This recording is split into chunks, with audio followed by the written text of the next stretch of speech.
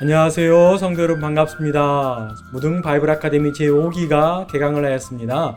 지난 1, 2, 3, 4기 때에는 우리가 성경 공부를 조금 집중했다면 이번 5기에는 우리가 걸어서 현장 속으로 조금 더 깊숙이 들어가 보고자 합니다. 그래서 무등 선교 역사 탐방이라는 주제 아래 우리 첫 번째 도시인 걸어서 순천 속으로 함께 들어가 보고자 합니다. 이번에는 특별히 각 목사님들 네 분이 한 지역씩 주력으로 맡게 되었고 함께 공동으로 촬영을 하고 인터뷰를 하며 그 지역을 공부해 가면서 여러분들에게 비대면이지만 이렇게 성경 공부를 준비하였습니다. 그러면 출발할 준비가 되었으면 이제 한 곳 한 곳 지역별로 우리가 선교사들의 흔적과 기독교 유적지를 함께 탐방해 보고자 합니다. 자, 그럼 함께 떠나보실까요? 하나님 말씀, 우리가 성경책 디모데전서 2장 4절 말씀을 한 구절 함께 읽고 시작하도록 하겠습니다. 하나님은 모든 사람이 구원을 받으며 진리를 아는 데에 이르기를 원하시느니라. 아멘.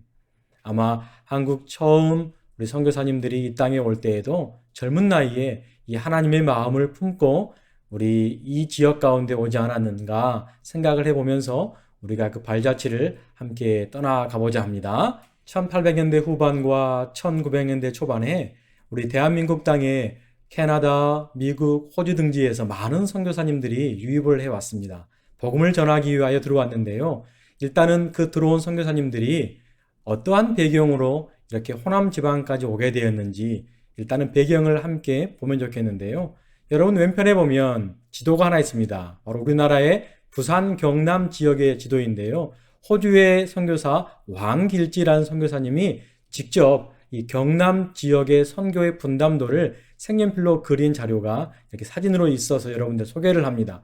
이렇게 분배를 하고 지역을 분담했던 이유가 있습니다. 바로 네비우스 선교 정책에 의해서 이렇게 분담이 되었고 분배가 되었는데 이 네비우스는 누구냐면 존 네비우스라는 선교사의 이름을 따서 네비우스 선교 정책이라고 하였습니다. 왜 이 네비우스 선교 정책을 그 당시에 1900년대에 펼쳤냐면 한국에 온 젊은 선교사들 막 신학교를 졸업하고 하나님의 부르심을 받고 저 멀리 있는 대한민국 땅에 들어왔는데 한국 사람들과 낯설기도 하고 이 지역이 낯설고 어떻게 선교를 감당해야 될지 정책 전략적으로 힘들었던 차에 그 선교사님들이 본국에 요청을 하였습니다. 우리가 대한민국 땅, 이 한국 땅을 조금 더 체계적으로 선교를 해야겠는데 어떠한 방법이 좋겠는지요. 그러자 본국에서 회답이 왔습니다. 먼저 중국에 나가 있는 중국 이 체프 지역에 남아 있는 존 네비우스 선교사 부부를 서울로 2주간 강사로 초청을 한 겁니다. 그래서 한국에 있는 많은 선교사님들이 이미 1855년에 선교 방법론을 연구해 놨던 이 네비우스의 선교사님의 정책을 강연을 듣고 그렇다면 우리도 조금 분담을 하고 분배를 해서 선교를 적극적으로 해보자 라는 의미로 이렇게 지역이 분배가 되었습니다. 쭉 보시면 우리나라 지도에 굉장히 많은 선교 지부가 각 교파, 교단별로 나뉘어져 있는데요. 그 가운데 우리가 이 호남 지역에 장로 교단이 많고 우리 미국에 있는 남장로교의 영향을 많이 받은 이유가 바로 이 네비우스 선교 정책에 의해서 남장로교의 선교사님들은 이 호남 지역을 분배하고 담당해 주시길 바랍니다. 이 정책 때문이었습니다. 그래서 미국 남장로교는 호남 지역, 우리 전라남도와 전라북도를 담당하게 된 것이지요.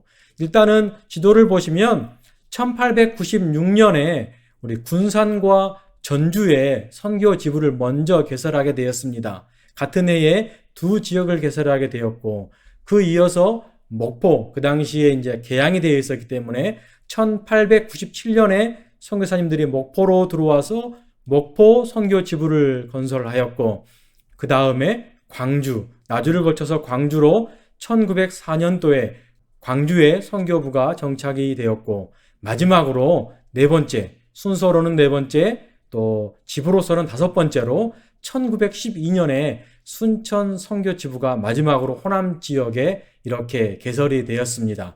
이 호남 지역, 특히 순천 이 동부 육군, 전라남도 동부 육군에 있는 순천의 선교 지부는 또 아주 중요한 인물이 등장을 합니다. 바로 여러분이 이름을 많이 들어보실 것 같은데 오웬이라는 선교사님의 이름입니다. 바로 한국 이름 오기원이라는 선교사님인데요.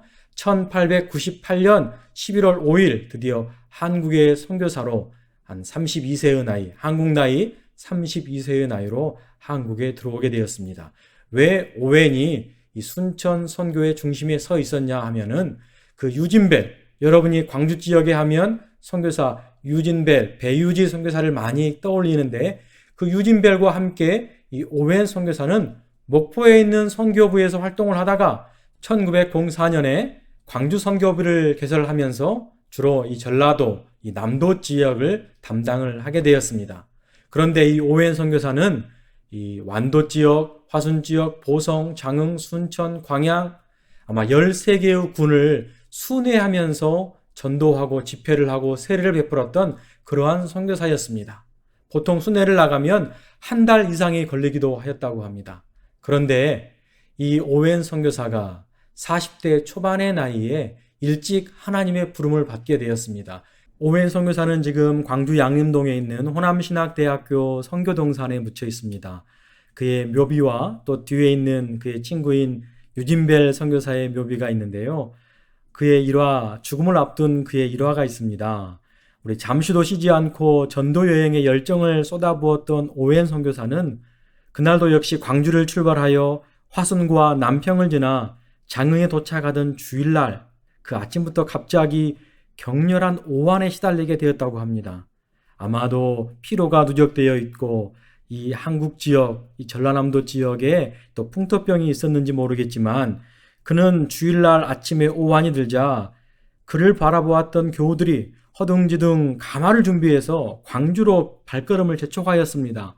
왜냐하면 광주에 기독병원의 초대 원장이었던 윌슨 선교사, 의사가 있었기 때문에 오웬을 가마에 태우고 광주로 이송하였는데 도착한 날이 수요일 새벽 2시에 도착했다고 합니다.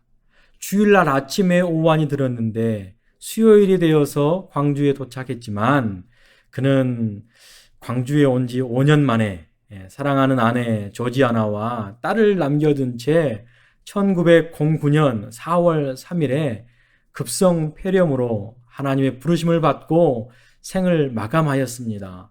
이 소식을 들었던 목포에 있었던 포사이드라는 그의 친구 선교사가 그를 진료하고자 광주로 말을 타고 급히 오던 길에 이 영산강 나루터에 또 쓰러져 있던 그 당시에 한센시병 환자를 그냥 또 보내기가 너무나 안타까워서 그를 말에 태우고 오다가 오웬의 죽음을 보지 못하고 광주에 도착했다라는 일화가 있는데요.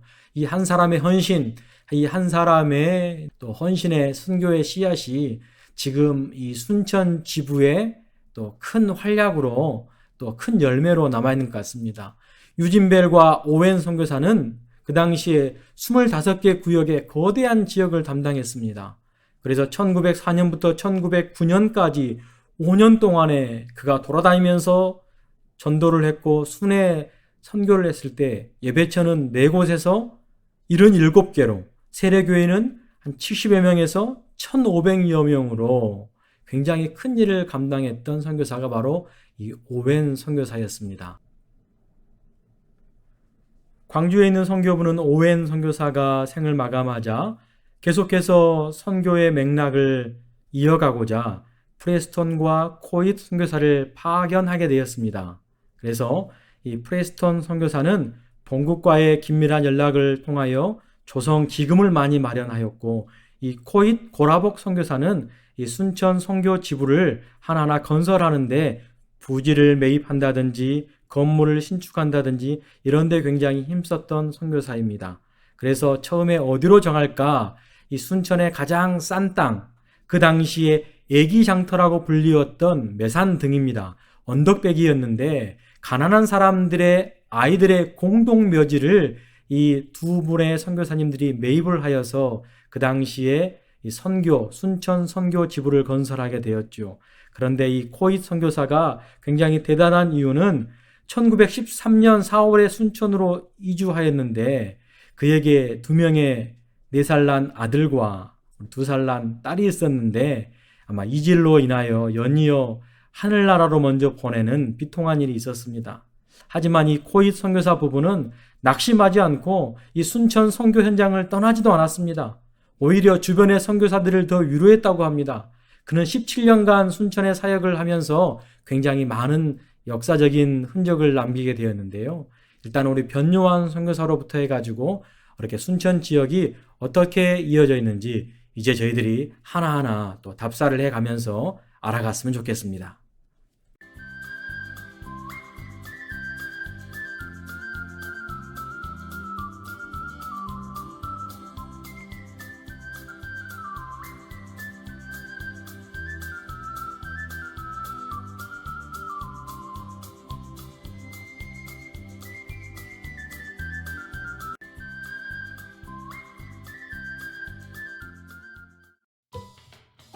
순천 우리원을 지나자 첫 번째 탐방지인 순천중앙교회를 향하고 있는데 외산뜬 기독교 성지라는 편말이 마치 저희를 반기고만 있는 것 같습니다.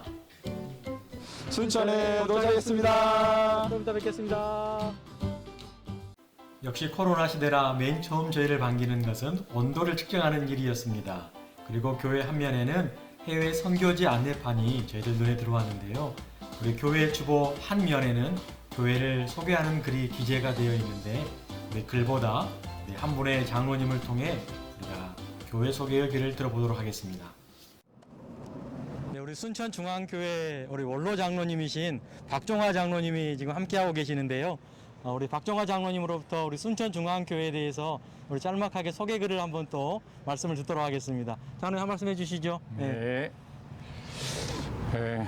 순천중앙교회는 1907년 율천 장천교회의 교인 조일한, 김옥평 그분들이 순천에도 교회를 하나 이렇게 세우는 게 좋겠다 이렇게 생각하고 이게 예배의 처소를 만들려고 했는데 이미 중앙교회는 그때에 남자 5분, 여자 5분, 10분이 금곡동 양사제라고 하는 곳에서 모여서 예배를 드리고 있었습니다.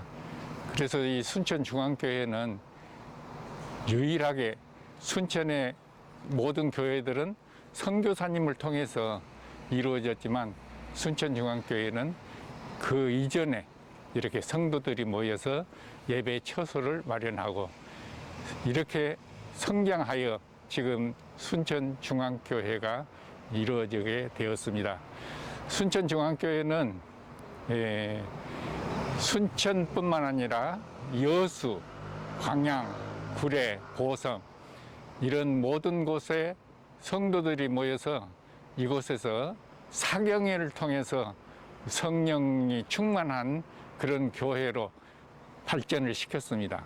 그래서 저희들 어렸을 때에는 외산중학교의 기숙사에서 많은 성도들이 모여서 밥을 지어서 먹으면서 이 교회에서 성령의 은혜를 받던 그런 시대를 통해서 이렇게 중앙교회가 성장하게 되었음을 말씀드립니다. 감사합니다. 이 앞마당에는 또 특별한 이런 조형물이 있어서 조형물을 여러분들에게 한번 소개하도록 하겠습니다. 지금 우리가 보고 있는 이 조형물은 100년 전에 실제로 이 교회 당회장으로 심호하셨던 프레스턴 목사님께서 사용하시던 그 종을 이렇게 설치해 놓고 그 밑에 목사님의 얼굴을 조형물로 그렇게 만들어 놓은 것입니다. 그 밖에도 우리가 알고 있는 목사님들이 이곳에서 많이 심호하신 걸로 알고 있는데 소개 한번 부탁드리겠습니다. 네, 우리 순천중앙교회가 한 115년 이상 되는 역사를 가지고 있었기 때문에 이 교회에 심호했던 목사님들이 참 많이 계십니다. 우리가 잘 아시는 목사님들이 계실 텐데 일단 안으로 들어가셔서 그 목사님들 한 분 한 분 여러분들에게 또 소개하도록 하겠습니다. 그리고 지금 이 조형물 앞에는 큰 나무가 2그루가 있는데요. 이 나무는 여러분들 성경을 읽으시다 보면 구약 성경에 백향목 나무가 많이 나오는데 이 중앙교회 마당에는 백향목 나무가 2그루가 아주 이렇게 웅장하게 서 있는 모습을 볼 수 있습니다. 예, 아주 그냥 곱게 뻗은 게 저도 처음 봅니다. 네. 안으로 한번 들어가 보시죠. 예.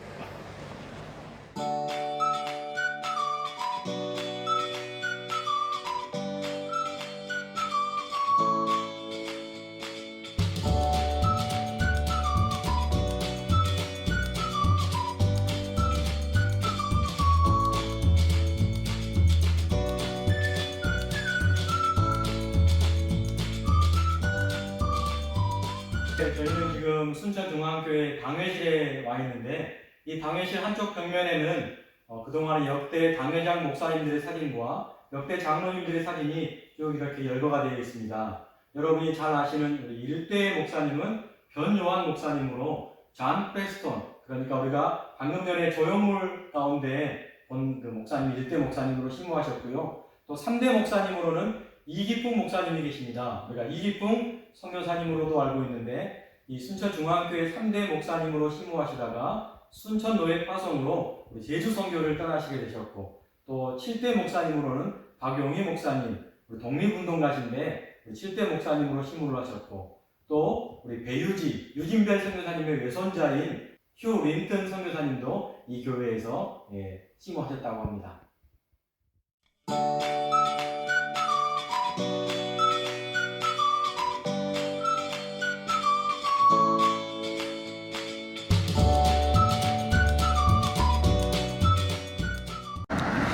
순천중앙교회 옆에 건물 보니까 순천 기독 진료소라고 적혀 있네요. 네, 보시다시피 이게 건물 양식이 좀 독특한데요. 우리 순천 기독 진료소는 1925년에 지어진 건물입니다. 우리 중앙교회 초대 목사님이었던 변요한, 존 프레스턴 선교사님이 안식년, 1911년 안식년에 고국에 돌아가서 이 건물을 짓기 위한 후원을 받았는데, 조지 와츠 우리 장로님이신 사업가가 이 건물을 짓을 수 있도록 많이 후원을 해 주어서 그때 이 건물을 지어서 우리 성경 학교로, 또 당시에 우리 현지인들을 교육할 목적으로 사용했던 건물입니다.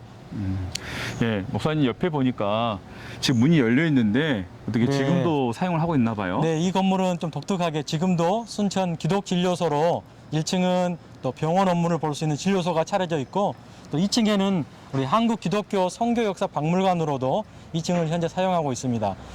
지금 코로나 환경 때문에 우리가 안으로 들어갈 수는 없지만 우리 교인들, 우리 성도님들에게 이 건물에 대해서 잠깐 소개를 하였습니다. 근데 오른쪽에 보니까 각종 비석과 기념비들이 있는데요. 네. 뭔가요, 저런 것들? 네, 일단 안으로 한번 들어가셔서 각종 기념비들을 또 함께 우리 설명해 보도록 하겠습니다. Cause you